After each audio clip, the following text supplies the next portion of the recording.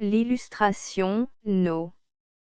3735, 3 octobre 1914 ****,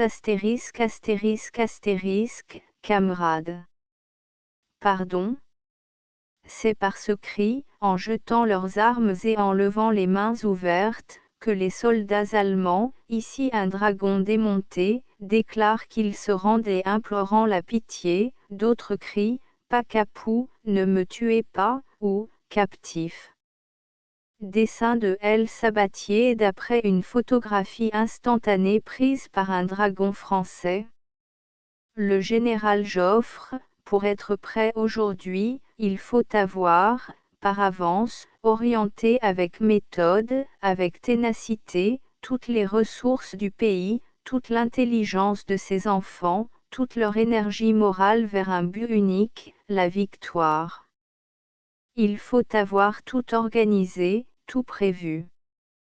Une fois les hostilités commanditées, aucune improvisation ne sera valable. Ce qui manquera alors manquera définitivement. Et la moindre lacune peut causer un désastre. L'homme qui, moins d'un an avant le formidable conflit, s'exprimait ainsi, parlant à cœur ouvert à des camarades, à une assemblée de polytechniciens, une élite, était celui-là même à qui incombait la lourde tâche de préparer une guerre que sa sagesse, son discernement, savait inéluctable, le chef d'état-major général de l'armée française, le général Joffre. Et ainsi l'on peut se tenir pour bien assuré que, pour ce qui dépendait de lui, aucune des mesures de défense et de salut qu'avait prévu son lucide esprit ne fut oubliée ni négligée. Or, cet organisateur, le voici maintenant face à face avec la gigantesque tâche, la tâche quasi surhumaine qu'il avait depuis longtemps envisagée, pour laquelle il a ménagé toutes ses ressources intellectuelles et veillé à conserver toute sa vigueur physique. Le voici général en chef des armées françaises, en présence du plus redoutable des ennemis, également fort, également préparé pour la lutte implacable, moins si sûr de lui qu'il l'a déchaîné. D'autres diront avec autorité les qualités éminentes qu'il fallut au général Joffre déployer dans la première partie de la campagne, dans cette savante retraite qui amena l'ennemi jusqu'au bord témoin de ses premiers revers et du changement de front de l'équitable fortune. Jusque-là, on a admiré son sang-froid, sa pondération, sa constance, moins des vertus militaires qui évoquaient, dans les mémoires fidèles aux vieux souvenirs classiques, la figure du sagace et froid adversaire d'Hannibal, de Fabius le temporiseur. L'heure enfin sonne où il tient l'avantage. Il va prendre l'offensive. Alors, soudainement il se dresse dans une attitude où le retrouve mieux, plus ressemblant à lui-même, ses amis, ses fidèles, ceux qui le connaissent et l'admirent de longue date. Avant l'action, il parle à ses soldats. Il leur dicte le devoir qui, désormais, va s'imposer à eux jusqu'à l'accomplissement de la suprême besogne, jusqu'au succès décisif, au moment, leur dit-il, où s'engage une bataille d'où dépend le salut du pays. Il importe de rappeler à tous que le temps n'est plus de regarder en arrière, tous les efforts doivent être employés à attaquer. Une troupe qui ne peut plus avancer devra, coûte que coûte, garder le terrain conquis et se faire tuer sur place plutôt que de reculer. Moins voilà le vrai Joffre, s'écrie notre confrère Louis Latapie, attaché de longtemps à ce grand chef par la plus profonde et la plus respectueuse affection, et qui a publié de lui, ces jours derniers, dans La Liberté, un portrait, retouché, aussi vivant, aussi crâne que tous ceux qu'on en avait donné jusqu'ici étaient impavides et figés, et autrement séduisant pour nos âmes françaises, éprises avant tout de l'offensive et toujours prêtes à bondir en avant. Oui, voilà le vrai Joffre, croyons en fermement ce témoin de toute sa vie. D'ailleurs, observez bien, dans la nerveuse esquisse peinte que nous reproduisons, ce menton volontaire, énergique, et cet œil, surtout, cet œil calme, mais résolu, et non dépourvu de malice, cet œil pénétrant derrière lequel semble se préparer un bon tour. Attendre, sans doute, s'il est nécessaire moins guetter son heure, reculer, mais, comme dit le peuple, pour mieux sauter. Et puis, rappelez-vous, d'autre part, le passé, qu'on semble avoir un peu trop oublié, de cet homme, toute sa vie d'action ardente, les pescadors avec Courbet, le Soudan et les travaux du chemin de fer de Kez au Niger, puis la marche vers Tombouctou, au secours des débris de la colonne Bonnier, l'occupation et l'organisation de la ville mystérieuse, Madagascar, enfin, tant d'œuvres, tant de postes où se révéla le chef de grande race abondant en ressources. Mais quel champ inouï, effrayant aussi, s'ouvre aujourd'hui devant cette activité, devant cette intelligence. Et quelle responsabilité, en présence desquelles une âme de trempe moyenne se sentirait défaillir. Des millions d'hommes aux prises, de part et d'autre, assaillants et défenseurs, une bataille engagée sur des lieux et des lieux, et qu'il faut suivre heure par heure moins suivre et conduire, renforçant tel point faible, dégarnissant cet autre d'un contingent superflu, déterminant ici ou là une poussée décisive qui emportera la position chèrement conquise, cela étant de préoccupation encore, ravitaillement en munitions et en vivres, haute direction de tous les convois, tant de détails. Enfin, qui ne viennent pas même à l'esprit du profane. Non, jamais nous n'imaginerons la fièvre qui doit régner, d'une aube à l'autre, dans le bureau improvisé d'où se manœuvrent les pièces vivantes du formidable échiquier, ni l'écrasant labeur, ni la lucidité d'esprit, ni les ressources d'énergie intellectuelle et physique que peut bien exiger de celui qui l'assume un si lourd et si glorieux rôle. Il nous suffit de savoir que le général Joffre n'en est point accablé d'esprit ni de corps. Méthodiquement il y fait face, soumis par sa volonté à une sévère hygiène morale et corporelle. Debout à l'aube, le généralissime reprend dès 6 heures la rude tâche.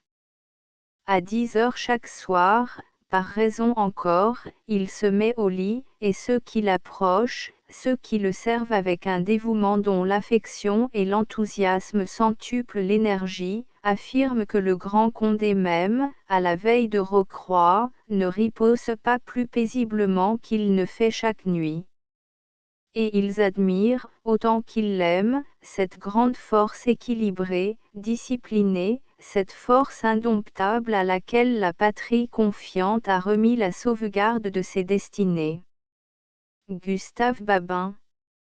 Les grandes heures, la patience comme il est de vieille coutume, au fond des cloîtres et des chartreuses d'inscrire dans chaque pièce, sur l'austère tableau du mur, au-dessus de la porte, des préceptes et des devises ayant pour but, en peu de mots, d'imposer une règle de conduite immuable et de droite rigueur. Ainsi nous ferions bien, pendant ces jours continuellement tourmentés, de tracer partout, en belles lettres liturgiques, pour le rendre visible à chacun de nos regards, inévitable à chacun de nos pas, ce seul mot, patience, et qu'il devienne aussitôt la règle même et la consigne militaire de notre existence troublée.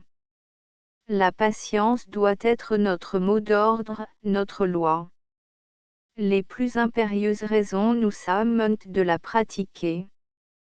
C'est une vertu, une des plus grandes, sinon la plus considérable, est vertu d'action, vertu mouvementée, féconde, sous son apparence passive.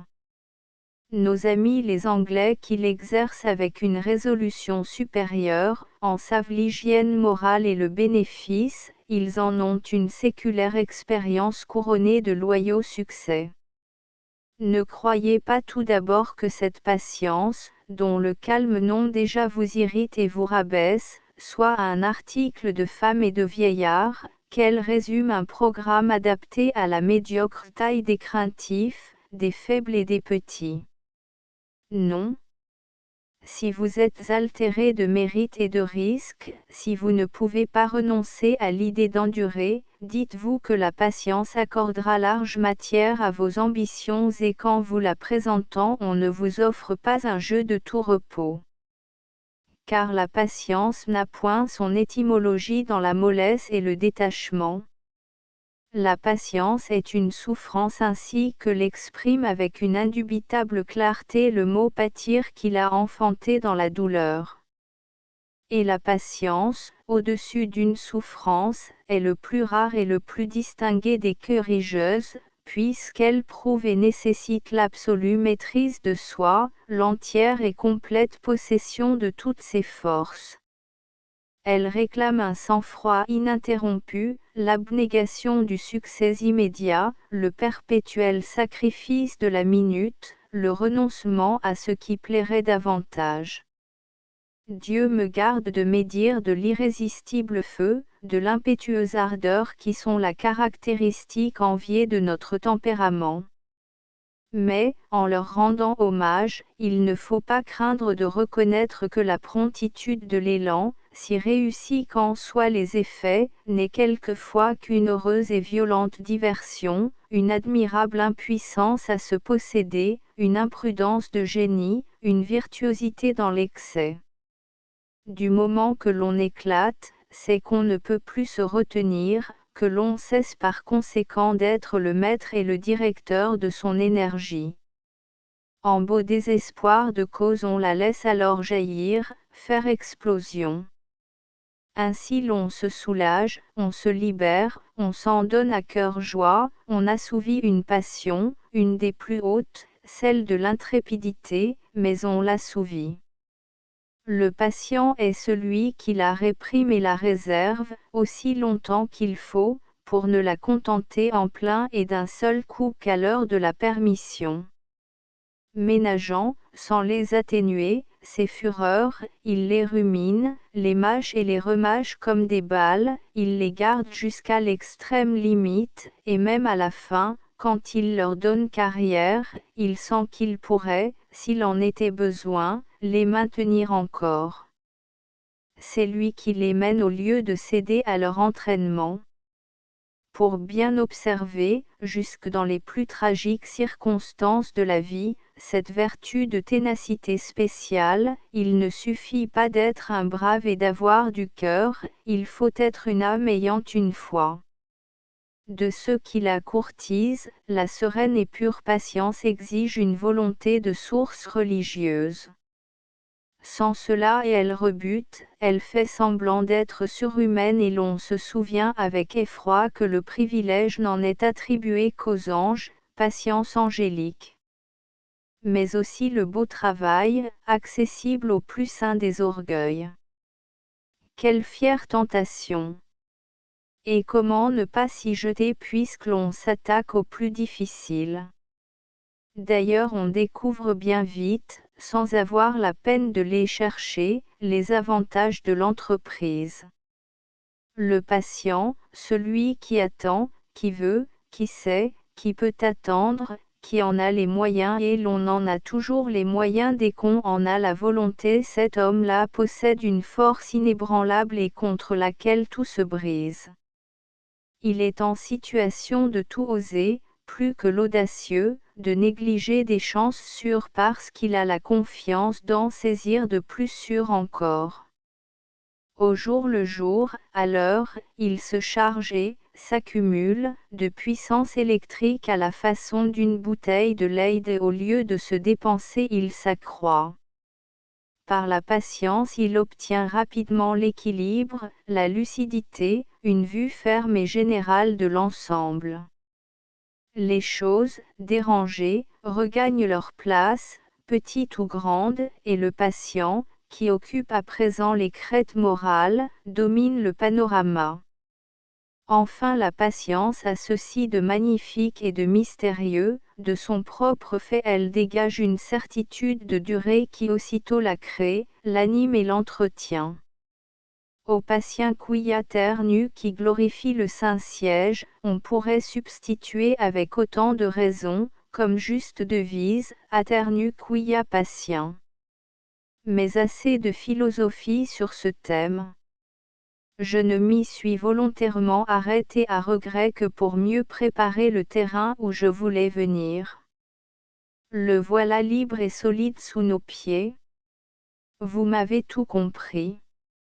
Cette guerre est une guerre de patience. Il faut que tout le monde, sans exception, se consacre au culte monastique et persévérant de cette vertu. Le général Joffre, commandant en chef des armées au début des hostilités, nous avons commis la faute, généreuse et bien naturelle, d'être trop impatients. 4 fois par jour au moins nous prétendions à de bonnes nouvelles. Une victoire le matin au réveil, pour nous mettre en joie, une à midi, une à 4 heures, une dernière le soir avant de nous coucher. À chaque courrier nous voulions des lettres de nos combattants, de nos parents, de nos amis, et longues, nourries de détails. Nous voulions des communiqués fréquents et précis de notre état-major, ne nous dissimulant rien de ses pensées, de ses intentions, de son but. Nous voulions tout le temps des prisonniers, des drapeaux, des canons.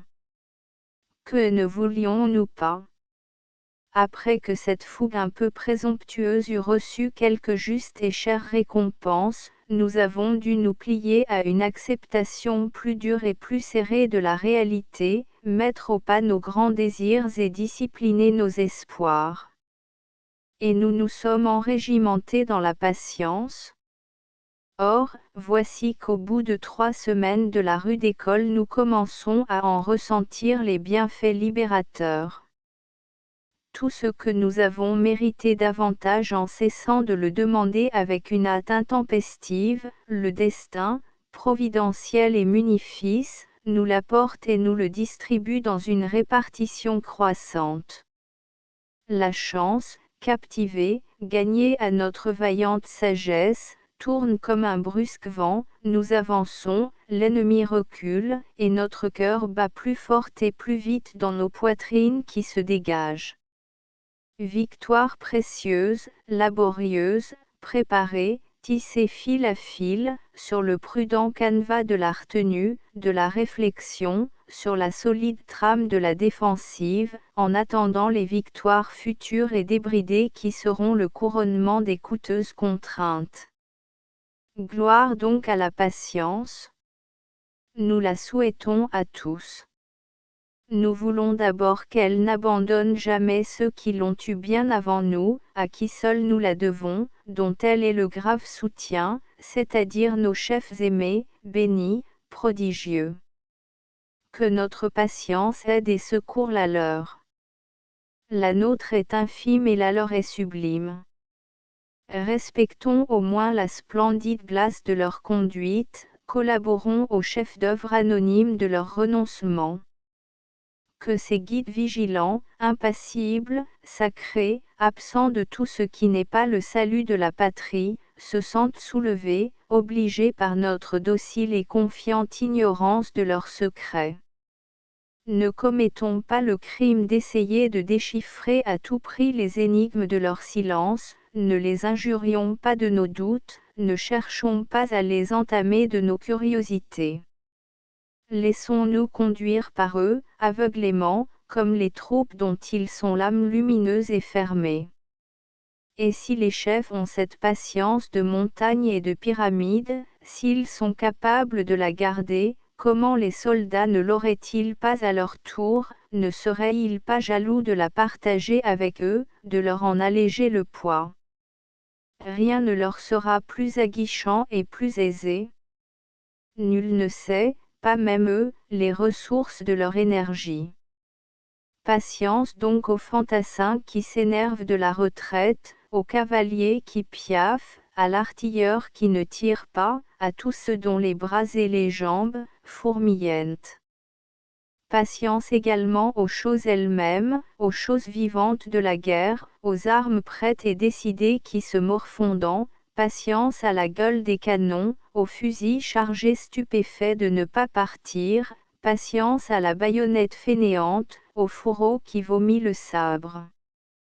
Patience à l'aéroplane exaspéré de ne pas décoller.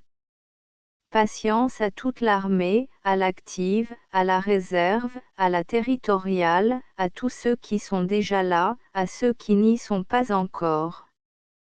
Patience au blessé bourru qui morigène sa plaie, trop pressé de revenir se battre, au sortir du lit d'ambulance. Qu'il prenne le temps de guérir, de digérer les coups qu'il a reçus et ceux plus lourds qu'il a portés.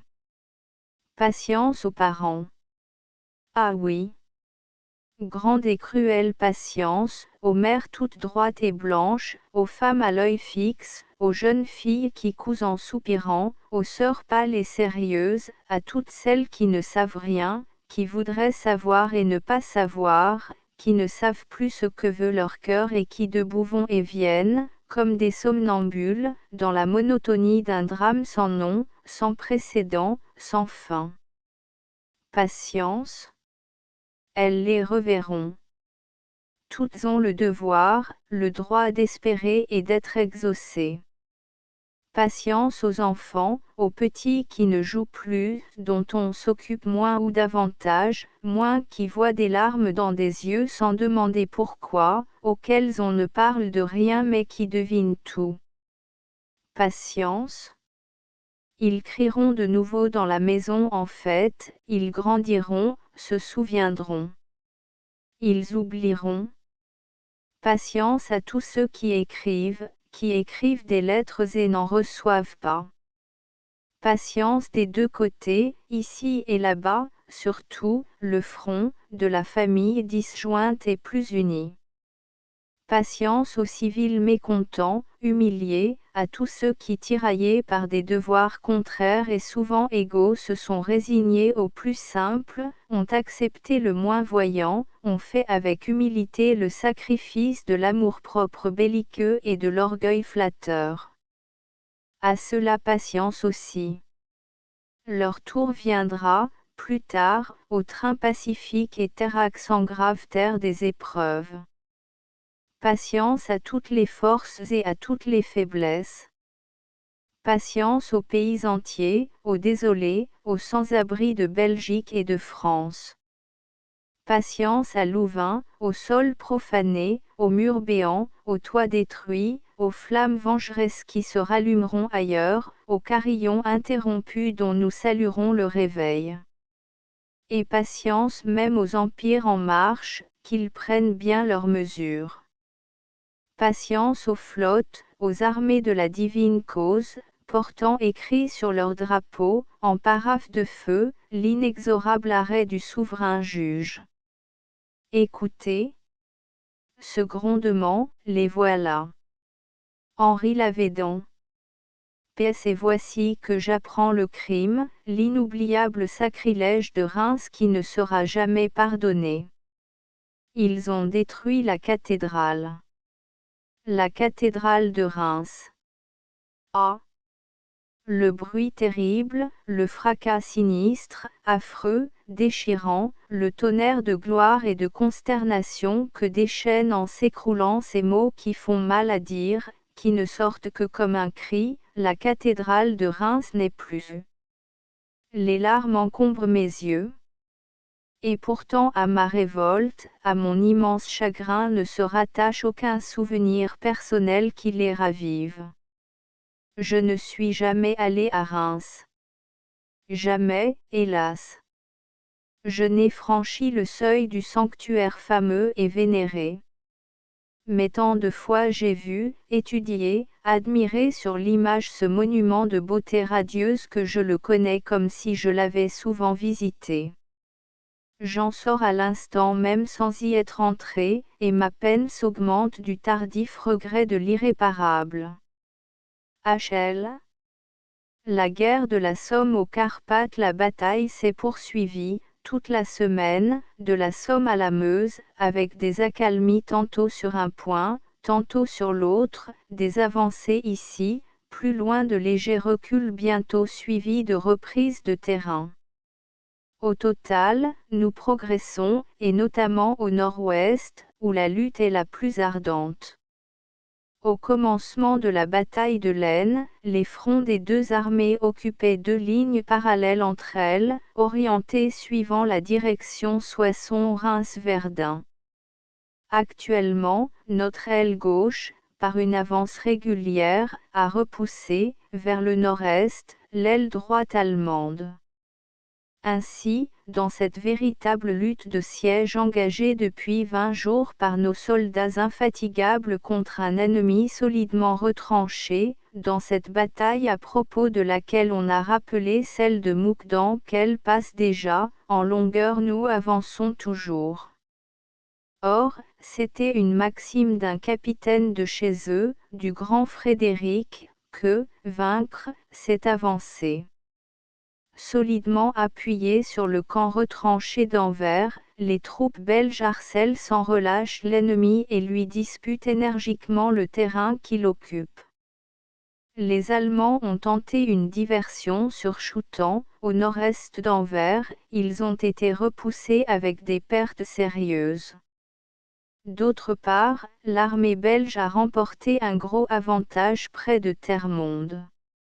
Enfin, elle a coupé sur plusieurs points le chemin de fer de Liège à Hasselt, entre Tongres et Bilsen. Les Allemands, prévoyant la nécessité de se replier de France, se préparent à la résistance en territoire belge et y exécutent d'importants travaux. Nous devons mentionner ici plusieurs protestations qui nous arrivent de Hollande, au sujet d'une carte publiée dans notre numéro du 8 août. Cette carte, où étaient tracés les itinéraires de l'invasion allemande, tendait à faire croire que les armées du Kaiser avaient violé le territoire néerlandais. La véhémence avec laquelle nos correspondants et même un communiqué officiel s'indignent qu'on ait pu supposer la Hollande assez complaisante pour avoir toléré le passage de nos ennemis nous touche profondément. Ils nous affirment de toute leur énergie que leur pays saurait défendre au besoin par les armes sa neutralité, et nous le croyons. Nous espérons que la Hollande aura le même souci de garder la neutralité commerciale et se fera scrupule d'éviter sur ce terrain jusqu'au soupçon. En Galicie, nos alliés russes ont obtenu d'importants avantages. Maître de Iaroslavl après une série de combats dont l'un, celui de Sadava-Viznia, ne dura pas moins de 7 jours, ils ont aussitôt poursuivi leur marche en avant, enlevant d'abord Erzsezov, progressant vers Cracovie et tendant évidemment à atteindre au plus vite la Silésie. Ils ont pris Kirov et poussé jusqu'à Przemysl, place très forte au sud de Iaroslavl qui l'ont investie. Les deux grandes voies ferrées qui la relient au centre du pays, l'une vers Cracovie, l'autre par Liskao, sont en leur possession. Sans doute, Liskao, sur le sang, a été occupé à son tour. Le messager de l'armée russe annonce qu'à la date du 28 la Galicie est complètement purgée de forces ennemies, qui s'enfoncent dans les Carpates. Les Russes ont fait un butin de guerre considérable. Enfin, Tarnowitz, en Silésie, est déjà occupée. L'armée russe du Nord qui, sous le commandement du général Rennenkampf, s'était avancée d'abord en Prusse orientale, obligeant l'Allemagne à y remener une partie des forces qu'elle avait lancées contre nous, s'était ensuite repliée, dans une retraite admirable, vers les régions de Kovno et de Grotno. Elle a repris l'offensive. Elle a arrêté l'ennemi et le poursuit actuellement dans la forêt d'Augustov, à la hauteur de Lich. Une autre armée cerne progressivement Königsberg. L'activité des Serbes et des Monténégrins ne se ralentit pas non plus. des combats aussi longs et aussi vifs que ceux que nous livrons nous-mêmes se sont déroulés sur le front Mitrovica-Lovnica-Zvornik-Ljubovia. La dernière et la meilleure nouvelle qui nous parvient de Serbie est que les Alliés arrivent devant Sarajevo et occupent le massif de la Romagna, qui domine la capitale de la Bosnie. Sur mer, l'Angleterre a eu malheureusement à déplorer la perte des 3 croiseurs Aboukir, Og et Crécy, coulés par des sous-marins allemands dans la mer du Nord. Dans l'Adriatique, la flotte franco-anglaise a occupé l'île de Lissa et commencé le bombardement de Cattaro. La cueillette des colonies allemandes se poursuit méthodiquement. Les soldats et marins de l'Angleterre et de la France collaborent à l'occupation du Cameroun. Douala, le port le plus important de cette colonie, s'est rendu le 27. Nous avons repris la plus grande partie des territoires du Congo que nous avions cédés en 1911. Des forces britanniques ont occupé la Nouvelle-Guinée. Enfin, les Japonais viennent d'écraser les Allemands à 10 km de Kiaotcheu. L'incendie de la cathédrale de Reims, dessin de Geoffrey Pont, d'après le croquis d'un témoin. Un contrefort et une verrière, éprouvés par le feu et par le bombardement. La façade méridionale de Notre-Dame de Reims après l'incendie. Les lignes pointillées indiquent les profils des toitures détruites. Faute-Nordin. Avant. Après. Faute-Branger, le portail de la cathédrale de Reims qui a le plus souffert, la grande nef, décoiffée par l'incendie, de la cathédrale de Reims vue prise de la tour nord-ouest, en regardant vers le chevet de la basilique. Le défilé du 1er régiment allemand, drapeau en tête, sur la place de l'Hôtel de Ville, à Bruxelles. Faute G. Chéreau. En Belgique envahi, un héros du devoir civique, le bourgmestre de Bruxelles, Monsieur Adolphe Max, de notre envoyé spécial, Monsieur Gaston Chéreau, qui s'était rendu en Belgique au mois d'août, pour y assister aux efforts de l'héroïque armée du roi Albert résistant à la formidable invasion germanique, s'est trouvé enfermé dans Bruxelles quand les Allemands y sont entrés. Ce n'est que 3 semaines après qu'il a réussi à regagner la France, par Ostende et l'Angleterre. Nous avons déjà publié, numéro des entre 12 et 19 septembre, ces notes sur la destruction de Louvain. Voici maintenant son récit de l'occupation de Bruxelles par l'envahisseur. Je venais de quitter un Paris silencieux, contenu, courageux, actif, un beau Paris conscient de son devoir, disposé à tous les sacrifices, assuré qu'après le dernier éclaterait l'aurore de la victoire. J'étais en route pour la Belgique ensanglantée et je me persuadais que je retrouverais la même atmosphère, plus âpre peut-être, car la lutte était commencée. Ah, bien oui. En approchant de Bruxelles, on ne pouvait plus douter qu'il s'agissait d'une kermesse, et à Bruxelles, vraiment, c'était une kermesse. On criait des éditions spéciales, on vendait des cocardes, les cafés regorgeaient de clients, les maisons étaient pavoisées, les tramways étaient bondés, les automobiles et les voitures ne circulaient qu'avec peine, et, dans cette foule méridionale, il y avait des gardes civiques en armes, les soldats du dimanche, ceux des parades et des concours de tir. La Belgique héroïque était pourtant tout près, à quelques pas elle était ici même, un peu trop joyeuse, me semblait-il, mais vibrante, prête au sacrifice, elle aussi, bien qu'il ne lui parût pas qu'on dût lui en demander de nouveau. Soudain, on apprit qu'une grave affaire avait été engagée à Highland et je crois bien que ce fut à partir de ce jour que le Bruxelles du boulevard Anspach, de la place de la Bourse et de la place de Broucker finit par se persuader que la guerre était à ses portes. Il n'en demeura pas moins badaud et pas moins huanzeur. Or, dans la matinée du mercredi 19 août, des réfugiés de la région de Tirlemont apparurent, le regard perdu et comme étonnés de se retrouver vivants après un cauchemar. Ils arrivaient par la gare et par les routes, dans tous les équipages. Je décidai, aussitôt, de partir pour Louvain. Je fus arrêté avant d'y entrer par une patrouille de dragons allemands. Un peu plus tard, à l'instant où je fus autorisé à me retirer, j'aperçus une longue bande grise qui ondulait à la crête d'un repli de terrain. C'était un régiment d'infanterie allemande qui se dirigeait sur Louvain. Lorsque, dès mon retour à Bruxelles, je fis part de la rencontre que j'avais faite, on me répondit qu'il ne s'agissait que de petites infiltrations d'ennemis et qu'au surplus on prenait les précautions que la situation commandait.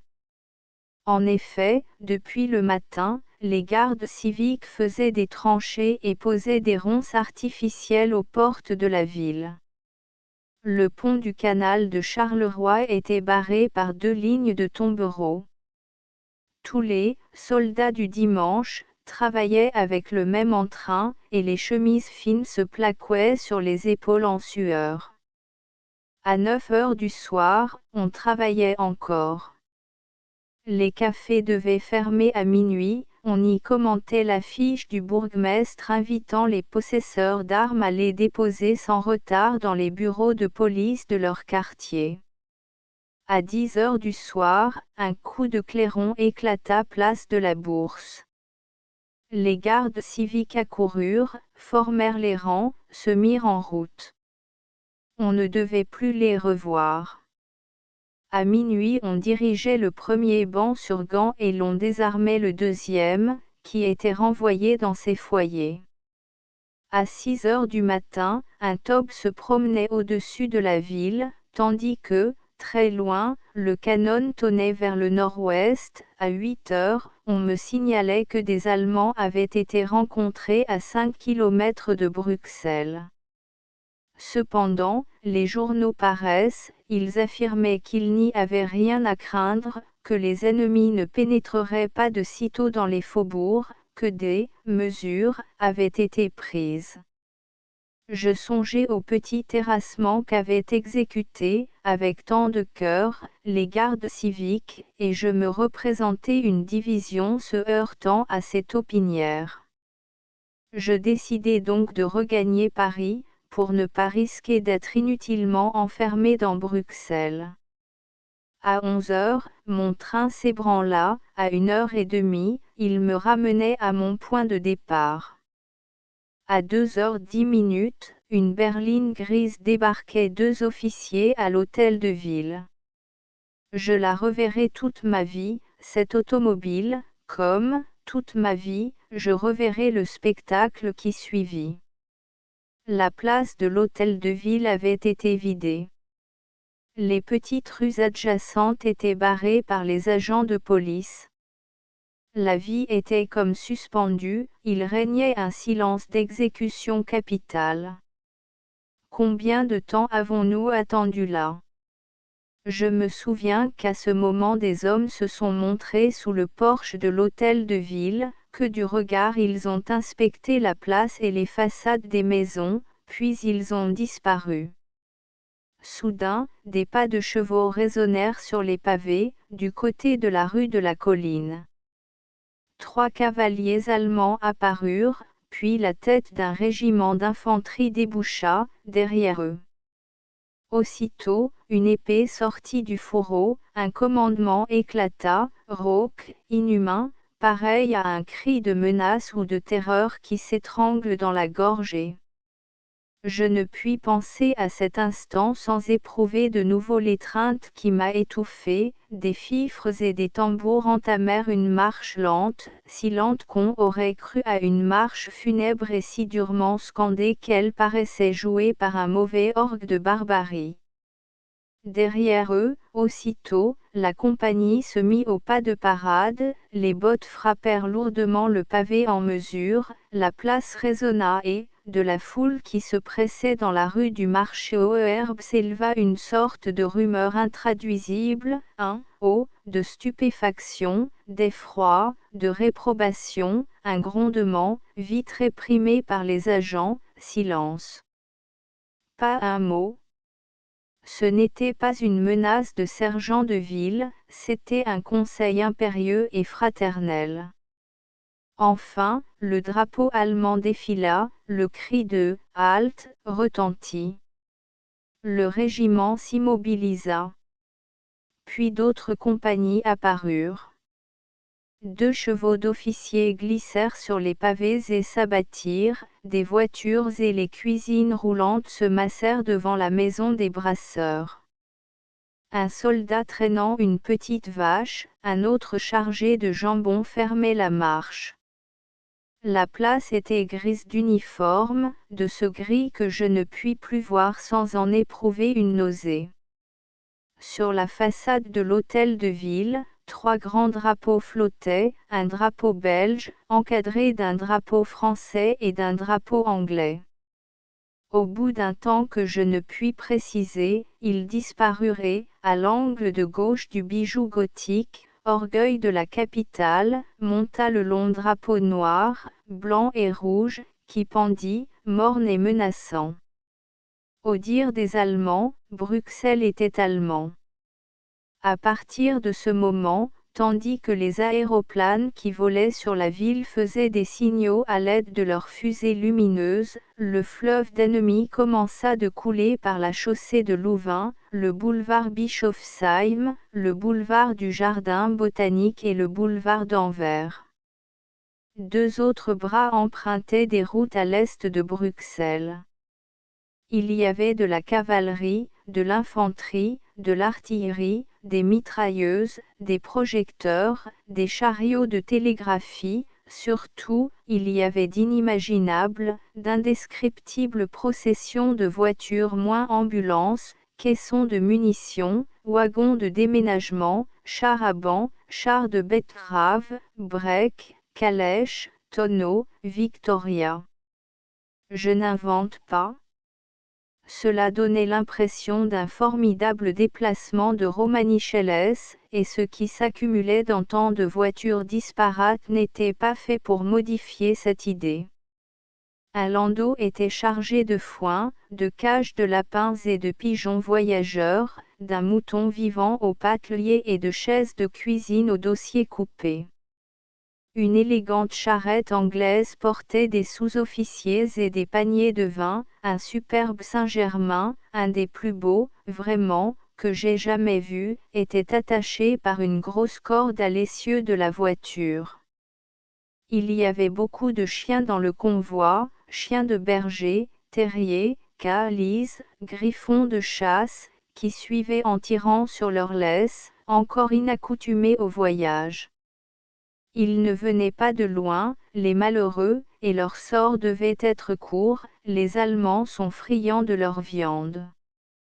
Mais ce qu'il y avait, surtout, c'étaient des chevaux en quantité, de toutes les tailles, de toutes les couleurs, des chevaux réquisitionnés ou volés, tous les chevaux qu'il avait rencontrés. Le fanion blanc improvisé par la municipalité de Bruxelles, pour entrer en pourparlers avec l'état-major allemand. Cela dura 3 jours et 3 nuits, avec des arrêts subites, qui se prolongeaient parfois des heures pendant lesquelles on faisait bavarder les soldats. Quelques-uns étaient sûrs de se trouver sur la route de la victoire. Un homme du 74e me dit, « Nous sommes 15 millions. » En me voyant sourire, il eut un accès de colère et appela un de ses camarades. « Moins combien sommes-nous qui allons en France ?» Et l'autre de répliquer imperturbablement, « 15 millions. » C'était l'officier qui l'avait dit, le matin même. Mais la majorité de ceux que j'ai interrogés avaient d'autres convictions. Ils étaient mornes, parlaient du pays qu'il avait quitté, que si peu reverrait. L'un, devant qui je m'exclamais, « Que voulez-vous ? C'est la guerre, c'est la guerre. Grommela-t-il. On voit bien que vous êtes garçon. Un intermède dans le défilé des troupes allemandes, le jour de l'occupation de Bruxelles. Fotger Chéreau. Je sortis mon carnet de notes, sur lequel était collée une photographie de mon fils. Le soldat se pencha, sa figure s'illumina et, avec une émotion dont j'ai été remué, il me tendit un portefeuille qui contenait un groupe composé d'une femme et de 5 enfants. Moins vous les voyez, fit-il. Eh bien, maintenant que je n'y suis plus, ma femme touche un marc par jour. Il faut que cela suffise pour 7, car il y a ma mère avec eux. Un marc par jour, pour 7.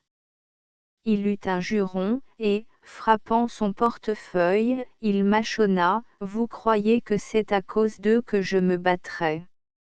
C'est à cause d'eux que je ne me battrai pas. » Et ce que j'en ai entendu d'invectives à l'adresse de l'empereur et de son armée. C'est ainsi qu'ils traversèrent Bruxelles, les terribles soldats de cette majesté pacifique. Avec plus de sobriété, les officiers, d'ailleurs, ne montraient pas plus d'enthousiasme. Un de ceux qui prenaient leur repas à l'hôtel prononça tristement, « La Belgique sera notre tombeau. » Et ses camarades ne protestèrent pas. Cela, du moins, n'empêcha pas qu'ils burent du champagne déraisonnablement, mais ils buvaient en silence, rageusement, à plein verre. Pendant cette fin de semaine, si lourde de menaces et endeuillée, Bruxelles ne s'est pas douté qu'un héros était né de la poussière même que soulevait la horde des envahisseurs. Ce n'est qu'au bout de quelques jours qu'il a connu la conduite de son bourgmestre Adolphe Max. Cet homme-là sera, désormais, une des grandes figures du Brabant bourgeois.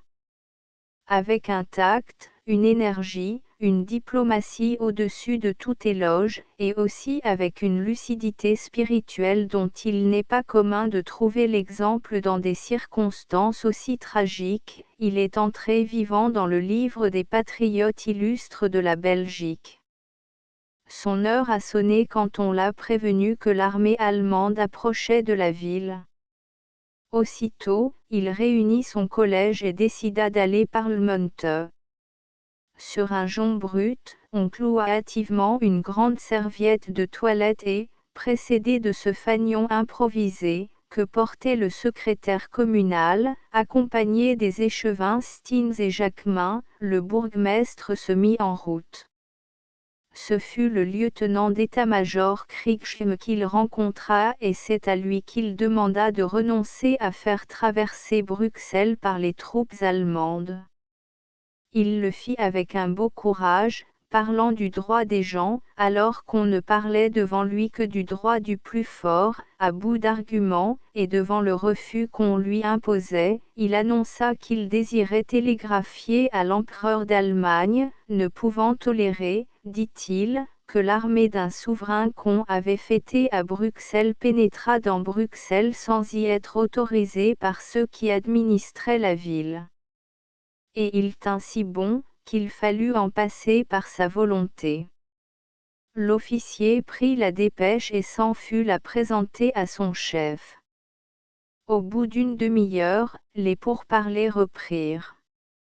L'officier informa le bourgmestre que la dépêche serait transmise, mais qu'il était nécessaire, en attendant, de se soumettre aux ordres du général commandant le 4e corps, savoir, l'armée traverserait la ville, l'agglomération serait tenue de pourvoir à l'entretien des troupes allemandes pendant leur séjour.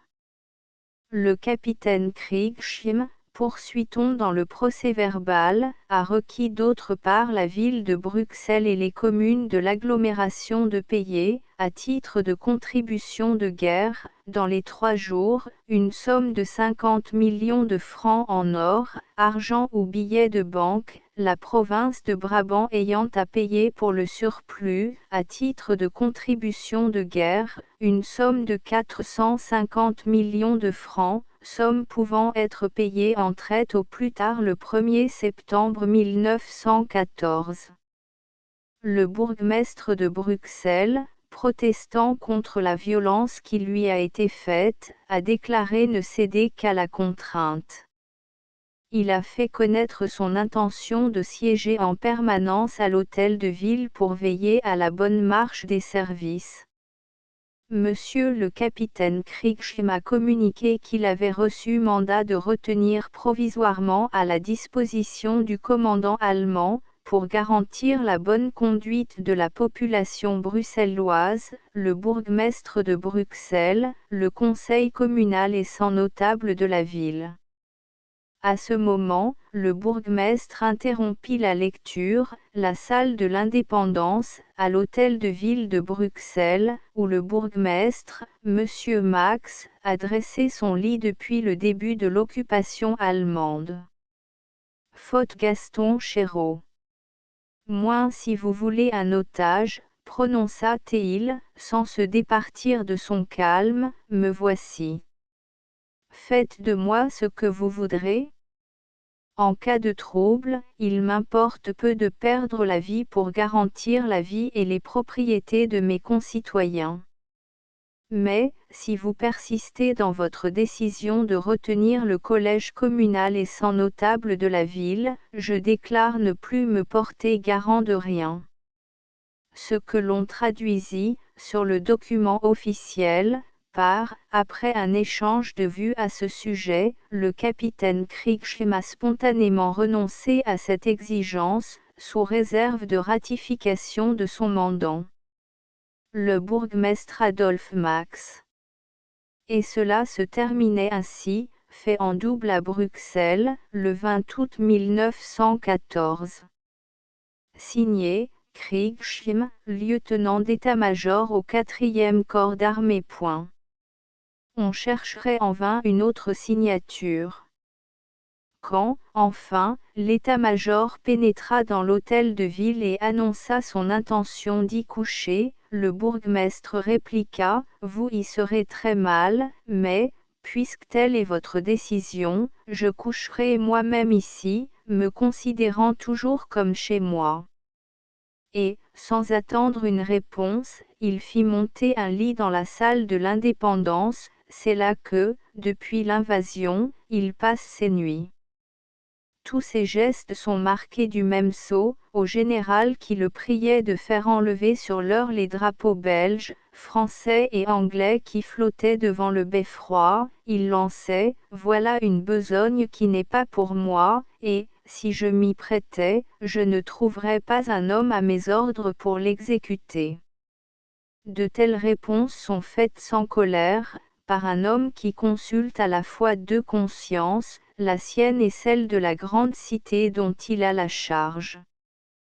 C'est à cette fermeté raisonnée et bourgeoise, et aussi à la complète entente qui règne entre le bourgmestre et ses échevins, que les Bruxellois doivent en grande partie d'avoir échappé à un désastre et, sous la botte même de l'allemand, d'avoir gardé intacte la fierté dont ils ont tant souci.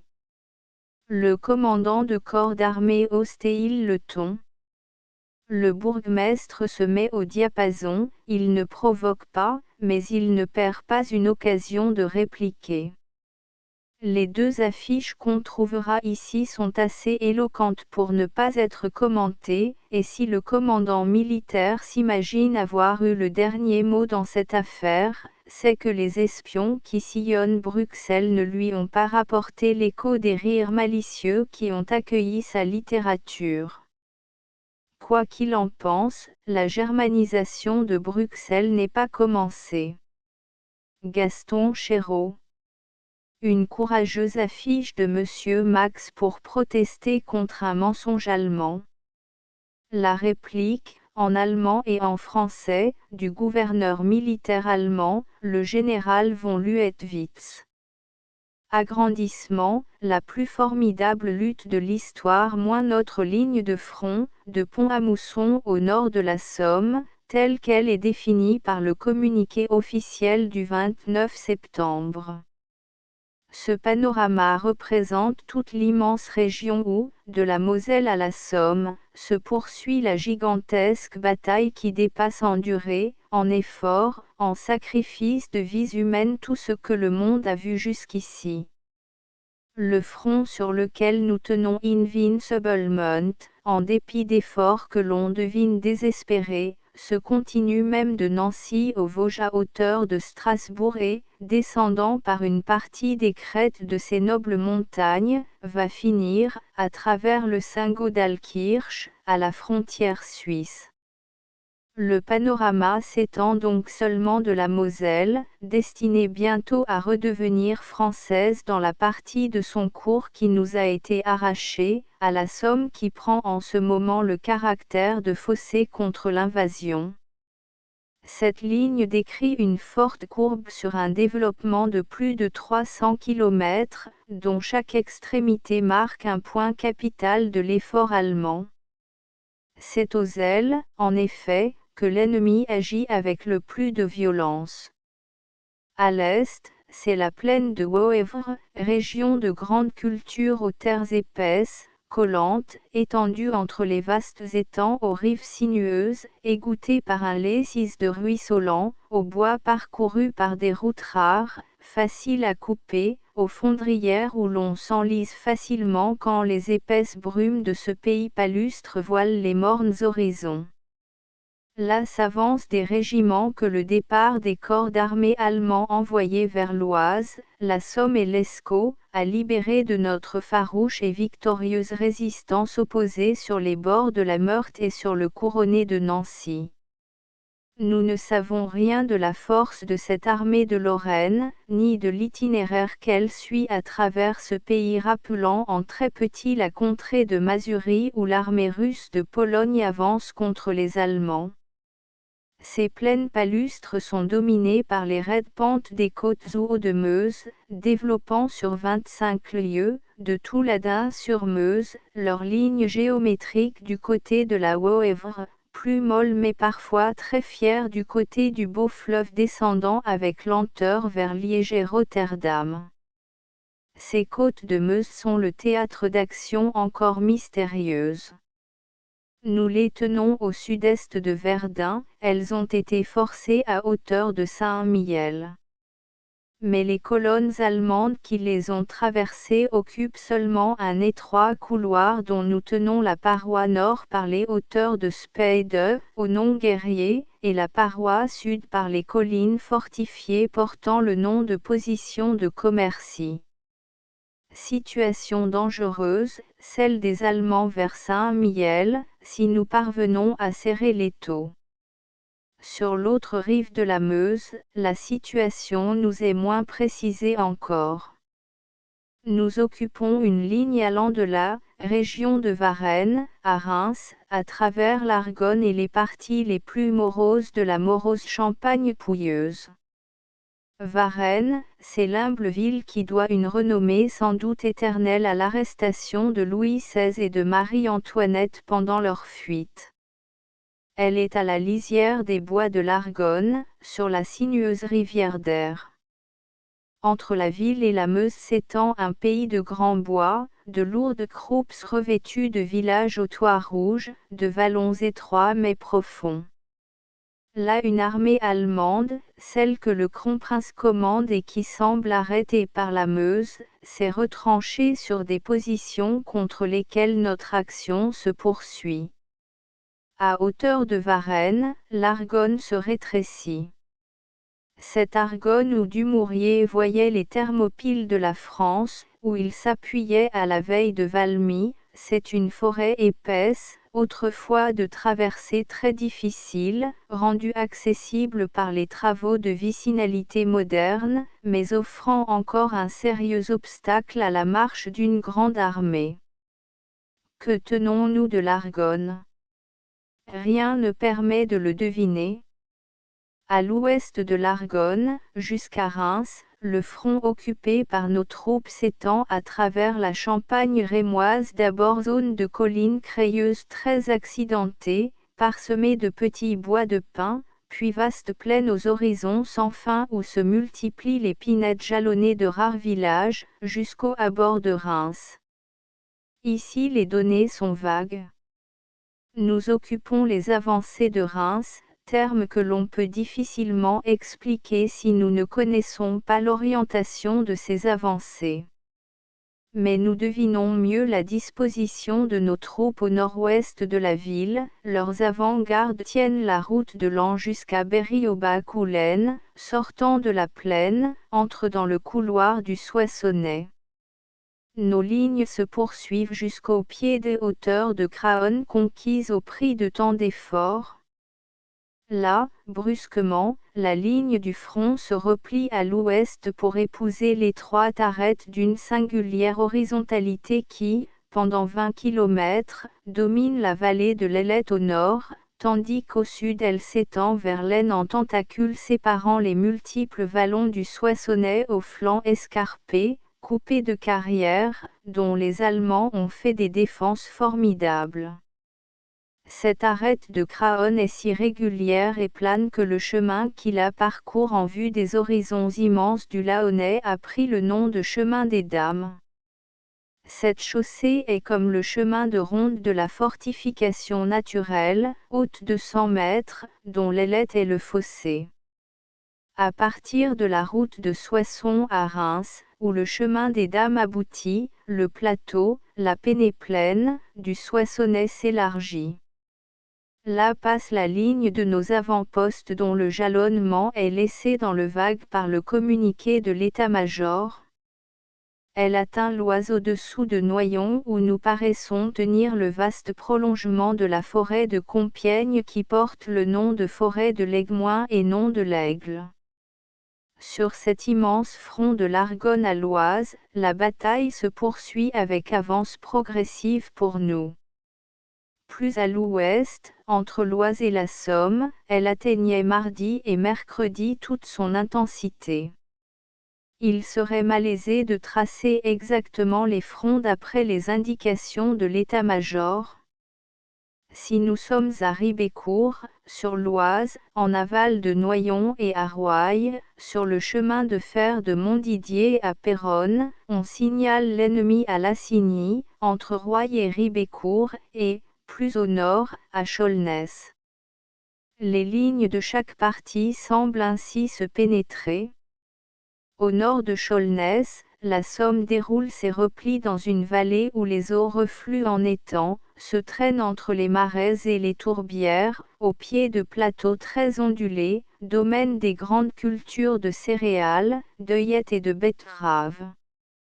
Dans cette contrée, l'Ancre coule au fond d'une vallée large et marécageuse dont la vieille cité de Corbie et l'industrieuse ville d'Albert sont les points vitaux. À Albert commence une autre ligne de front étendue à travers des campagnes amples et placides jusqu'au gros bourg de Combles qui précède Péronne. Cette disposition singulière des armées révèle que, sur cette extrême aile gauche, non loin de la plaine où Faidherbe remporta sa victoire de Bapaume, la lutte se poursuit avec acharnement. Ce n'est plus la bataille de l'Aisne qui s'y poursuit, mais la bataille de la Somme. Ardouin du Mazet. Le transfert en lieu sûr de l'Assomption de la Vierge, par Rubens, de la cathédrale d'Anvers. Les dévastations allemandes en Belgique moins Termonde après le bombardement et l'incendie. Une chapelle de l'église de Notre-Dame de Malines, après leur passage. Statuette de Madone miraculeusement préservée de l'incendie, dans un couvent de Termonde. Les dévastations allemandes en Belgique. Pièce allemande de 77 mm d'une batterie qui fut anéantie par le tir de notre 75 près du Plessis-Placy, Seine-et-Marne. obusier léger de 105 mm d'une batterie détruite en un quart d'heure, à Fromentieres, Marne, par une batterie française de 75, tirant à 7500 mètres. L'artillerie allemande qui a subi le feu de la nôtre dans la tranchée moins la lecture du bulletin des armées de la République. Dessin de George Scott. C'est un de nos meilleurs collaborateurs, sous-officier dans un régiment de l'armée de Lorraine, qui nous fournit le vivant commentaire de ce dessin de George Scott. Je ne sais pas, nous écrit-il, comment le bulletin des armées de la République est apprécié à Paris et même si on l'y connaît. Mais je puis vous assurer que cette petite feuille, qui nous donne les nouvelles et les assaisonne souvent de l'éloquence d'un Lavis ou d'un de Mune, fait quand elle arrive le bonheur de nos hommes. On vient de la distribuer à la compagnie. Un lieutenant a remis un exemplaire au chef de demi-section. Nous sommes dans une tranchée, mais l'ennemi est loin aujourd'hui, on est tranquille. Tout le monde se groupe auprès des faisceaux, les uns couchés, les autres assis ou debout. Visage fatigué, pas rasé ou mal rasé, depuis 10 jours nous ne nous sommes pas lavés et nous dormons peu, mais de l'entrain, de la plaisanterie dans les yeux. Un soldat prend le bulletin et le lit à claire-voix, de la première ligne à la dernière. Silence religieux, ému parfois. N'est-ce pas là un joli sujet de dessin pour l'illustration, à laquelle je ne cesse pas de penser. Le Königin-Luisa, bâtiment poseur de mines allemand, coulé par l'estafette anglaise en Fion et la flottille des contre-torpilleurs britanniques. D'après le croquis d'un officier anglais, publié par The Illustrated London News. Le croiseur estafette anglais en Fion touche une mine flottante et coule quelques minutes après. Comment on repêche les mines, 2 remorqueurs ou 2 torpilleurs, que leur faible tirant d'eau met à l'abri, tire un câble immergé à la profondeur voulue et qui ramasse les mines par le filin les reliant à leur ancre. Le danger des mines flottantes semées par les Allemands dans la mer du Nord. Dessin de Henri Rudeau. Une bombe, lancée par un aéroplane français, ayant atteint une patrouille ennemie dans le voisinage d'un de nos champs d'aviation, nos aviateurs et sapeurs vont relever les soldats allemands morts ou blessés. Épisode de guerre moins interrogatoire d'un prisonnier allemand. Il y a 8 jours, on se battait là. À Baron, près de Nanteuil-le-Haudouin, la maison incendiée du compositeur français Albéric Magnard, qui tua 2 Youlons et fut fusillé. La foudre n'en fait pas autant, comment l'explosion d'un obus français de 75 a déchiqueté un arbre dans le parc du château de Monmouth. Les marais de Saint-Gon, où une de nos armées a décimé et mis en déroute la garde prussienne. Champ de bataille, 3 morts allemands sur une place de Soissons. À la pointe du jour, le 20 septembre, 3 Allemands pénétraient en automobile dans la ville de Soissons. Surpris par des sentinelles françaises au moment où ils s'apprêtaient à faire sauter ce qui restait du pont sur l'Aisne, ils furent tués, tous les 3, en pleine ville. Ce qui reste d'un convoi allemand de munitions sur la route de Soissons à Villers-Cotterêts. Ce convoi, composé de camions automobiles chargés de munitions, fut assailli par les dragons français qui tuèrent le conducteur de la première voiture. Les suivantes entrèrent en collision et prirent feu. Épisode de guerre. Trophée de guerre devant le pavillon allemand de l'exposition de Lyon. Faute Bouvard. Le pavillon et les trophées Lyon, 19 septembre 1914. Ils avaient mis leur pavillon au terme de l'avenue des Nations, à cette exposition de Lyon qu'un mauvais sort a poursuivi, un grand pavillon à rotonde, avec un péristyle à 8 colonnes énormes, sur l'entablement on lisait « Pavillon allemand » et, au-dessus, s'élevait un monstrueux dôme vert en forme de casque, de ce vert pâteux qui l'ont inventé et qui fait reconnaître de loin leur architecture aussi bien que leur flanelle de voyage. Toute la venue des pays étrangers aboutissait à ce pavillon, toute la perspective convergeait vers ce dôme et vers cette rotonde. Grande-Bretagne et Belgique, États-Unis, Perse, Japon, Brésil, Inde et Russie n'étaient devant lui que petits personnages, modestement alignés sur deux files, cortège du puissant qui avait pris la place centrale. La fameuse place au soleil ne manquait pas cette fois aux Germains, et la lumière du Rhône, meilleure encore que celle du Rhin, éclairait généreusement l'insupportable architecture, la fresque où ils avaient représenté nus leurs forces, et les chapiteaux faits de 4 têtes d'hommes émergeant d'une gangue de plâtre, tendant le cou vers les 4 coins de l'univers.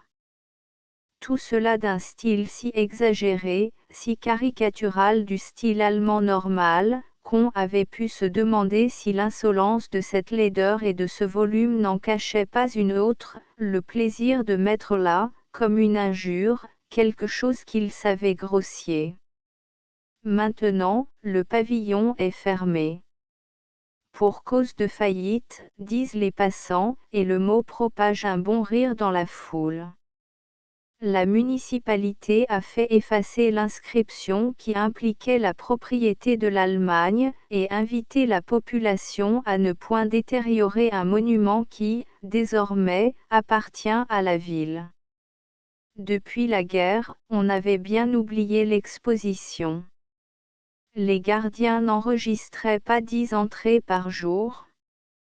Les bons nègres souriants du village sénégalais avaient beau montrer leurs dents blanches et afficher quotidiennement l'annonce alléchante d'une naissance au village, on ne les venait plus visiter, et tout dormait là-bas, entre le Rhône et la plaine infinie de l'Isère. Brusquement tout a changé. Devant l'orgueilleux pavillon, il y a depuis hier 38 canons allemands, un aéroplane, une quarantaine de caissons de munitions, un fourneau de campagne, 2 voitures de pharmacie d'ambulance, et une file de fourgons de déménagement. L'aéroplane est au centre, et les canons s'alignent de chaque côté de lui, en une rangée parfaite, aussi longue que les ailes du bâtiment, comme pour une bataille. Les caissons et les fourgons sont à l'arrière. Partout, et jusqu'au fait du hideux casque vert des faisceaux de drapeaux tricolores. Trophée, le rêve se développe alentour de ces rudes prises de guerre. Ces canons-là viennent de servir, ce n'est pas une parade, le feu a passé par ces bouches, ils ont été hissés sur les collines, braqués sur nous, autour d'eux et par eux le vacarme des batailles a empli une journée, puis des Français obscurs ont fait taire ces engins, les ont capturés et traînés à leur tour. On vient les voir maintenant, le peuple se presse devant eux, curieux et grave. Ils sont couverts de boue, heurtés par les balles, fatigués, aussi visiblement abattus que des hommes ou des chevaux. C'est un trait de génie que d'avoir réveillé l'exposition morte par l'attrait de ces trophées devant le pavillon dressé par l'adversaire, c'est une habile diversion à la torpeur d'une entreprise ruinée par cette lutte même. Il y a des canons ailleurs, il y en aura bientôt par toute la France, mais ici, devant ce témoignage d'une longue arrogance, ils prennent une valeur de moquerie que les Français comprennent bien. Des soldats blessés, encore en convalescence dans les hôpitaux lyonnais, passent sans rancune devant ces ennemis désarmés. Les canons sont tous du calibre 77. Ils sont lourds et larges, le siège des servants est protégé au dehors par un rideau de cuir, et les artilleurs français qui défilent se gaussent de tant de confort. Le grand aigle marque le bronze peint en gris, ainsi que la double devise, Pro Gloria Patri, et Ultima Ratio Regis. Impossible de les toucher. Des territoriaux ailés, pour se dédommager de n'avoir point à défendre la patrie, défendent une corde tendue. Mais on peut leur voir le cœur, à ces monstres, et l'on se penche. L'intérieur, rayé de brillantes rainures dorées comme emportées dans un double et hardi mouvement de giration, présente l'image inattendue d'une belle gerbe de blé contor et convalier. L'aéroplane est un biplan. Il est blindé, d'un métal mince et chatoyant, le même sans doute qui faisait au top de Paris un ventre si rose au soleil couchant. Les ailes et la carapace sont trouées de balles, plus que les nôtres. Ces avions allemands ont l'air vivant, et celui-ci ressemble à un insecte, une grosse sauterelle, avec des mandibules, des antennes, des pinces, tout un système compliqué d'organes tactiles, comme ceux qui rendent si sûr et si informé le vol de la moindre cigale. La grande hélice d'acajou est haute, effilée, belle de bois et de forme. Quant aux fourgons de pharmacie, ils contiennent les petits tiroirs les plus séduisants pour une ménagère. Dans quelques jours, tous ces trophées, conquis par quelle lutte, vont être dispersés sur les places et dans les jardins de la ville. Comme en tant d'autres cités de France, on pourra tout à son aise et pour des générations se familiariser avec ces emblèmes de gloire. Mais il fallait les avoir vus ici, réunis comme une humiliante réponse devant le pavillon germanique. Ils y parlent un langage qu'on ne se lasse pas d'entendre. D'ici combien d'années, dans un monde hostile à son âme, l'Allemagne n'osera-t-elle pas envoyer aux expositions universelles une image d'elle-même? Si c'est ici de longtemps le dernier pavillon allemand de stuc et de faux bronze, regardons-le et pensons avec un juste effroi que nous fûmes menacés et atteints par la contagion de ceux-ci, que cette âme s'insinua entre les nôtres, qu'elle chercha et entreprit notre avilissement, et que ces canons-là ont donné de leur brutal fracas notre réveil et la fin d'une demi-servitude.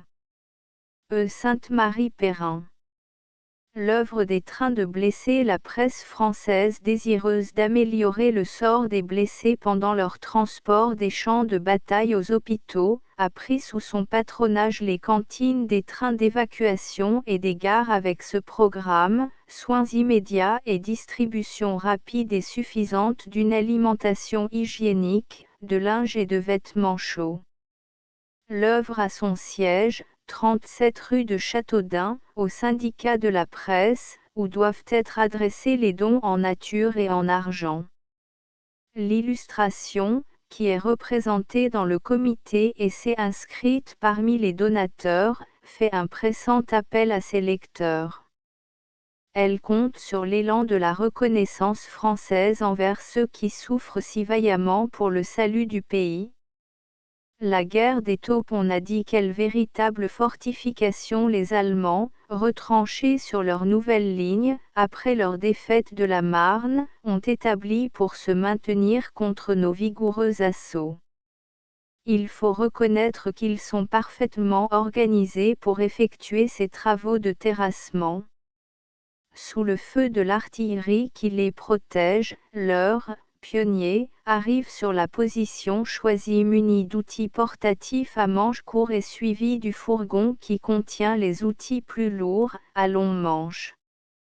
Chaque compagnie a son fourgon. Le travail est conduit avec une méthode rigoureuse, selon des principes précis comme une équation. On sait que chaque fusilier a tel espace, et sa place lui est mathématiquement ménagée.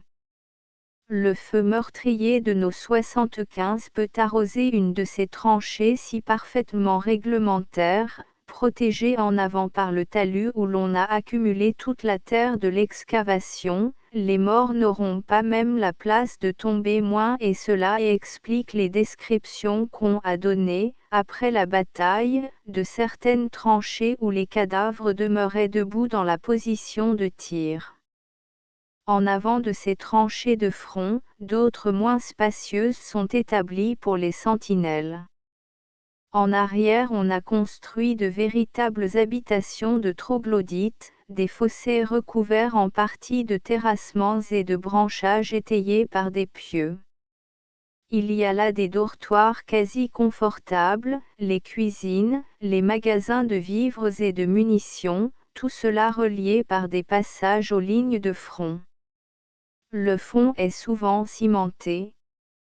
On dirait, en vérité, que ces gens ont juré de passer là leur hiver. Enfin, les mitrailleuses ont aussi leur place réservée. Et, tout à fait à l'arrière, est installée l'artillerie, pièces de siège montées sur des plateformes improvisées et gros obusiers. Tout cela forme comme une immense taupinière, un terrier difficile à enlever, mais dont, finalement, nos baïonnettes auront bien raison, espérons-le. Intérieur d'une tranchée-abri, sur les positions allemandes. L'illustration n'attire l'attention de ses lecteurs sur cet avis que le ministère de la Guerre a eu l'heureuse initiative de faire imprimer, qui sera affiché dans tous les wagons, tramways, bateaux, etc., et qui ne saurait être trop répandu, et suivi. Astérisque astérisque astérisque End of the Project Gutenberg e-book. L'illustration, No. 3735, 3 octobre 1914 astérisque astérisque astérisque Updated editions will replace the previous ones. The all editions will be renamed. Creating the works from print editions not protected by US copyright law means that no one owns a United States copyright in these works, so the Foundation, and you, can copy and distribute it in the United States without permission and without paying copyright royalty. Special rule, set forth in the general terms of use part of this license, apply to copying and distributing Project Gutenberg symbol marque commercial electronic works to protect the Project Gutenberg symbol marque commercial concept and trademark. Project Gutenberg is a registered trademark, and may not be used if you charge for an e-book, except by following the terms of the trademark license, including paying royalty for use of the Project Gutenberg trademark. If you do not charge anything for copy of this e-book, complying with the trademark license is very easy. You may use this e-book for nearly any purpose such as creation of derivative works, report, performance and research. Project Gutenberg e-books may be modified and printed and given away. You may do practically anything in the United States with e-books not protected by US copyright law. Redistribution is subject to the trademark license, especially commercial redistribution. Start, full license. The full Project Gutenberg license. Please read this before you distribute or use this work to protect the Project Gutenberg symbol marque commercial. Mission of promoting the free distribution of electronic works, by using or distributing this work, or any other work associated in any way with the phrase Project Gutenberg, you agree to comply with all the terms of the full Project Gutenberg symbol marque commercial license available with this file or online at www.gutenberg.org/licence. Section 1. General Terms of Use and Redistributing Project Gutenberg symbol marque commercial electronic works. 1.a By reading or using any part of this Project Gutenberg symbol marque commercial electronic work, you indicate that you have read, understand, agree to and accept all the terms of this license and intellectual property, trademark / copyright, agrément. If you do not agree to abide by all the terms of this agreement, you must cease using and return or destroy all copy of Project Gutenberg symbol marque commerciale électronique works in your possession. If you paid a fee for obtaining a copy of or access to a Project Gutenberg symbol marque commerciale électronique work and you do not agree to be bound by the terms of this agreement, you may obtain a refund from the person or entity to whom you paid the fee as set forth in paragraph 1.e.8. 1.b Project Gutenberg is a registered trademark. It may only be used on or associated in any way with an electronic work by people who agree to be bound by the terms of this agreement. There are a few things that you can do with most Project Gutenberg symbol marque commerciale électronique works even without complying with the full terms of this agreement. See paragraph 1.c below. There are a lot of things you can do with Project Gutenberg symbol marque commerciale électronique works if you follow the terms of this agreement and help preserve free future access to Project Gutenberg symbol marque commerciale électronique works. See paragraph 1.e below. 1.c The Project Gutenberg Literary Archive Foundation, the Foundation or PGLAF, owns a compilation copyright in the collection of Project Gutenberg symbol marque commerciale électronique works. Nearly all the individual works in the collection are in the public domain in the United States. If an individual work is unprotected by copyright law in the United States and you are located in the United States, we do not claim a right to prevent you from copying, distributing, performing, displaying or creating derivative works based on the work alone as all references to Project Gutenberg are removed. Of course, we hope that you will support the Project Gutenberg symbol marque commerciale mission of promoting free access to electronic works by freely sharing Project Gutenberg symbol marque commerciale works in compliance with the terms of this agreement for keeping the Project Gutenberg symbol marque commerciale name associated with the work. You can easily comply with the terms of this agreement by keeping this work in the same format with its attached full Project Gutenberg symbol marque commerciale license when you share it without charge with others.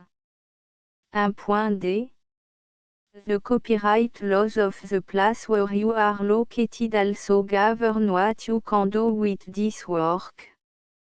Copyright laws in most countries are in a constant state of change. If you are outside the United States, check the laws of your country in addition to the terms of this agreement before downloading, copying, displaying, performing, distributing or creating derivative works based on this work or any other Project Gutenberg symbol marque commerciale work. The Foundation makes no representations concerning the copyright status of any work in any country other than the United States. 1.e Unless you have removed all references to Project Gutenberg. 1.e.1 The following sentence, with active links to, or other immediate access to, the full Project Gutenberg symbol marque commerciale license must appear prominently whenever any copy of a Project Gutenberg symbol marque commerciale work, any work on which the phrase Project Gutenberg appears, or with which the phrase Project Gutenberg is associated, is accessed, displayed, performed, viewed, copied or distributed. This ebook is for the use of anyone anywhere in the United States and most other parts of the world at no cost and with almost no restriction whatsoever. You may copy it, give it away or reuse it under the terms of the Project Gutenberg license included with this ebook or online at www.gutenberg.org. If you are not located in the United States, you will have to check the laws of the country where you are located before using this ebook. 1.E.2 If an individual project Gutenberg symbol marque commercial electronic work is derived from texts not protected by US copyright law, does not contain a notice indicating that it is posted with permission of the copyright holder, the work can be copied and distributed to anyone in the United States without paying any fees or charge. If you are redistributing or providing access to a work with the phrase Project Gutenberg associated with or appearing on the work, you must comply either with the requirements of paragraphs 1.E.1 through 1.E.7 or obtain permission for the use of the work and the Project Gutenberg symbol marque commercial trademark asset force in paragraphs 1.E.8 or 1.E.9. 1.E.3 If an individual project Gutenberg symbol marque commercial electronic work is posted with the permission of the copyright holder, your use and distribution must comply with both paragraphs 1.E.1 through 1.E.7 and any additional terms imposed by the copyright holder. Additional terms will be linked to the Project Gutenberg symbol marque commercial license for all works posted with the permission of the copyright holder found at the beginning of this work. 1.E.4 Do not unlink or detach or remove the full Project Gutenberg symbol marque commercial license terms from this work, or any file containing a part of this work or any other work associated with Project Gutenberg symbol marque commercial. 1.E.5 Do not copy, display, perform, distribute or redistribute this electronic work, or any part of this electronic work, without permanently displaying the sentence set forth in paragraph 1.E.1 with active links or immediate access to the full terms of the Project Gutenberg symbol marque commercial license. 1.E.6 You may convert to and distribute this work in any binary, compressed, marked up, non-proprietary or proprietary form, including any word processing or hypertext form. However, if you provide access to or distribute copy of a Project Gutenberg symbol marque commercial work in a format other than plain vanilla ASCII or other format used in the official version posted on the official Project Gutenberg symbol marque commercial website, www.gutenberg.org you must, at no additional cost, fee or expense to the user, provide a copy, a means of exporting a copy, or a means of obtaining a copy upon request, of the work in its original plain vanilla ASCII or other form. Any alternate format must include the full Project Gutenberg symbol marque commercial license as specified in paragraph 1.E.1. 1.E.7 Do not charge a fee for access to, viewing, displaying, performing, Copying or distributing any project Gutenberg symbol marque commerciale works unless you comply with paragraphe 1.e.8 or 1.e.9. 1.e.8 You may charge a reasonable fee for copy of or providing access to or distributing project Gutenberg symbol marque commerciale électronique works provided that you pay a royalty fee of 20% of the gross profit you derive from the use of project Gutenberg symbol marque commerciale works calculated using the method you already use to calculate your applicable tax. The fee is owed to the owner of the project Gutenberg symbol marque commerciale trademark. BU et HAS agreed to donate royalty under this paragraph to the project Gutenberg Literary Archive Foundation. Royalty payment must be paid within 60 days following each date on which you prepare, or are legally required to prepare, your periodic tax returns.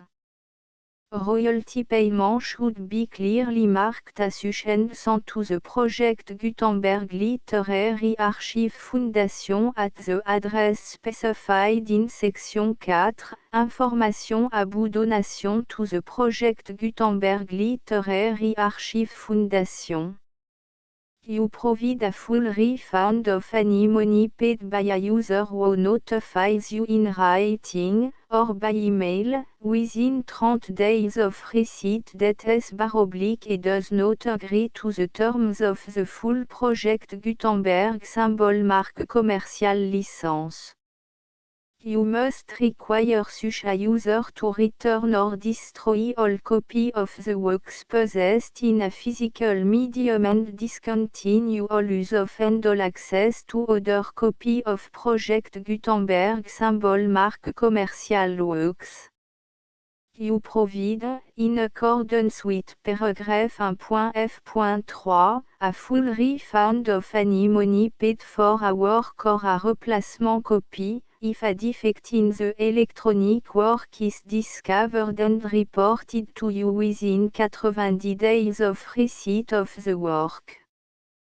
You comply with all other terms of this agreement for free distribution of project Gutenberg symbol marque commerciale works.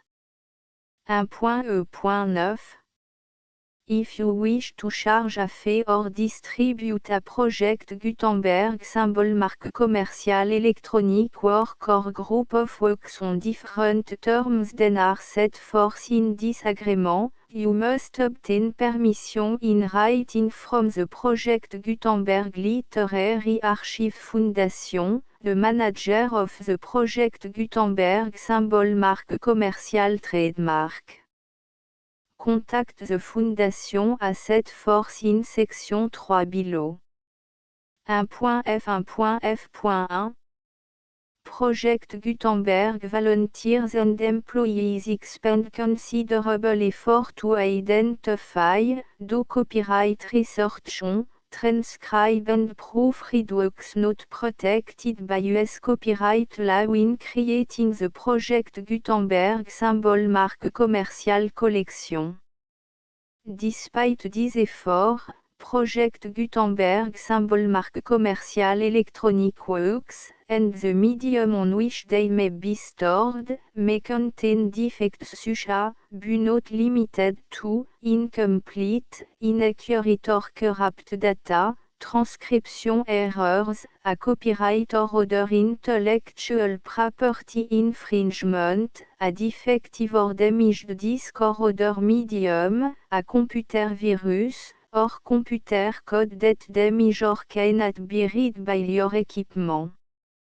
1.f.2 Limited warranty, disclaimer of damage, except for the right of replacement or refund described in paragraph 1.f.3, the project Gutenberg Literary Archive Foundation, the owner of the project Gutenberg symbol mark commercial trademark, and any other party distributing a project Gutenberg symbol mark commercial electronic work under this agreement, disclaim all liability to you for damages, costs and expenses, including legal fees.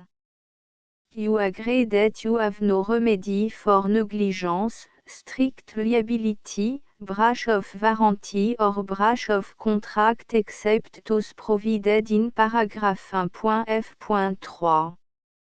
You agree that the Foundation, the trademark owner, and any distributor under this agreement will not be liable to you for actual, direct, indirect, consequential, punitive or incidental damages even if you give notice of the possibility of such damage.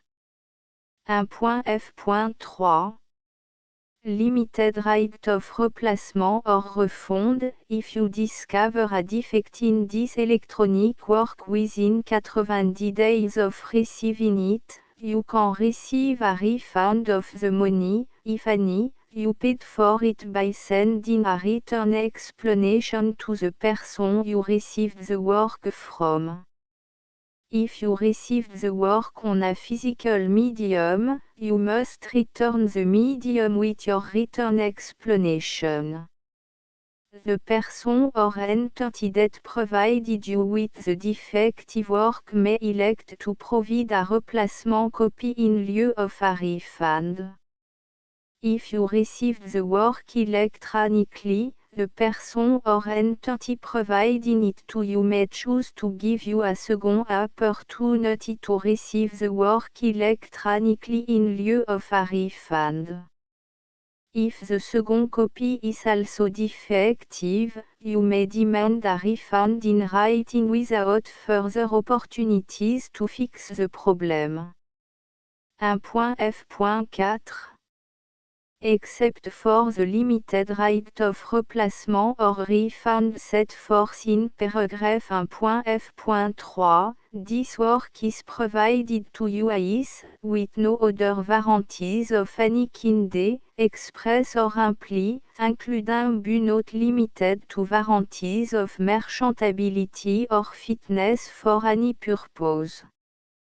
1.f.5 Some states do not allow disclaimers of certain implied warranties or the exclusion or limitation of certain type of damages. If any disclaimer or limitation set forth in this agreement violates the law of the state applicable to this agreement, the agreement shall be interpreted to make the maximum disclaimer or limitation permitted by the applicable state law. The invalidity or unenforceability of any provision of this agreement shall not void the remaining provision. 1.f.6 Indemnity, you agree to indemnify and hold the Foundation, the trademark owner, any agent or employee of the Foundation, anyone providing copy of Project Gutenberg symbol mark commercial electronic works in accordance with this agreement, and any volunteers associated with the production, promotion and distribution of Project Gutenberg symbol mark commercial electronic works, harmless from all liability, costs and expenses, including legal fees, that arise directly or indirectly from any of the following which you do or cause to occur. A. Distribution of this or any Project Gutenberg symbol mark commercial work. B. Alteration, modification, or addition or deletions to any Project Gutenberg symbol mark commercial work. And C. Any defect you cause. Section 2. Information about the mission of Project Gutenberg symbol marque commerciale Project Gutenberg symbol marque commerciale is synonymous with the free distribution of electronic works in format readable by the widest variety of computer including obsolete, old, middle-aged and new computer. It exists because of the effort of hundreds of volunteers and donations from people in all walks of life. Volunteers and financial support to provide volunteers with the assistance they need are critical to reaching Project Gutenberg symbol marque commerciales goals and ensuring that the Project Gutenberg symbol marque commercial collection will remain freely available for generations to come. In 2001, the Project Gutenberg Literary Archive Foundation was created to provide a secure and permanent future for Project Gutenberg symbol marque commercial and future generations. To learn more about the Project Gutenberg Literary Archive Foundation and how your efforts and donations can help, see section 3 and 4 and the Foundation information page at www.gutenberg.org. Section 3. Information about the Project Gutenberg Literary Archive Foundation. The Project Gutenberg Literary Archive Foundation is a non-profit 501, c3, educational corporation organized under the laws of the state of Mississippi and granted tax-exempt status by the Internal Revenue Service. The Foundation SEIN or Federal Tax Identification Number is 64 à 6 221 541. Contribution to the Project Gutenberg Literary Archive Foundation are tax deductible to the full extent permitted by U.S. federal laws and your state's laws. The Foundation's business office is located at 809 North 1500 West, Salt Lake City, U84 116, 801, 596 à 1887. Email contact links and up-to-date contact information can be found at the Foundation's website and official page at www.gutenberg.org/contact section 4. Information about donation to the Project Gutenberg Literary Archive Foundation. Project Gutenberg symbol marque commercial depends upon and cannot survive without widespread public support and donation to carry out its mission of increasing the number of public domain and licensed works that can be freely distributed in machine-readable form accessible by the widest array of equipment including outdated equipment. Many small donations, $1 to $5,000, are particularly important to maintaining tax-exempt status with the IRS. The Foundation is committed to complying with the laws regulating charities and charitable donations in all 50 states of the United States. Compliance requirements are not uniform and it takes a considerable effort, much paperwork and money fees to meet and keep up with these requirements. We do not solicit donations in locations where we have not received written confirmation of compliance. To send donation or determine the status of compliance for any particular state, visit www.gutenberg.org/donate. While we cannot and do not solicit contribution from states where we have not met the solicitation requirements, we know of no prohibition against accepting unsolicited donation from donors in such states who approach us with offers to donate. International donations are gratefully accepted, but we cannot make any statements concerning tax treatment of donation received from outside the United States. US laws alone swam for small staff. Please check the Project Gutenberg web page for current donation methods and addresses. Donations are accepted in a number of other ways including checks, online payments and credit card donations. To donate, please visit www.gutenberg.org/donate. Section 5. Général information about Project Gutenberg symbol marque commerciale électronique Works Professor Michael S. R. was the originator of the Project Gutenberg symbol marque commerciale concept of a library of electronic works that could be freely shared with anyone. For 40 years, a produced and distributed Project Gutenberg symbol marque commerciale ebooks with only a loose network of volunteer support. Project Gutenberg symbol marque commerciale ebooks are often created from several printed editions, all of which are confirmed and not protected by copyright in the US unless a copyright notice is included.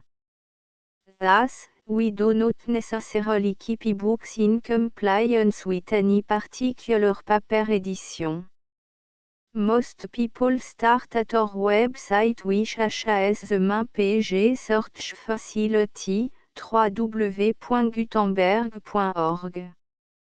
This website includes information about Project Gutenberg symbol marque commerciale, including how to make donation to the Project Gutenberg Literary Archive Foundation, how to help produce our new ebooks, and how to subscribe to our email newsletter to hear about new ebooks.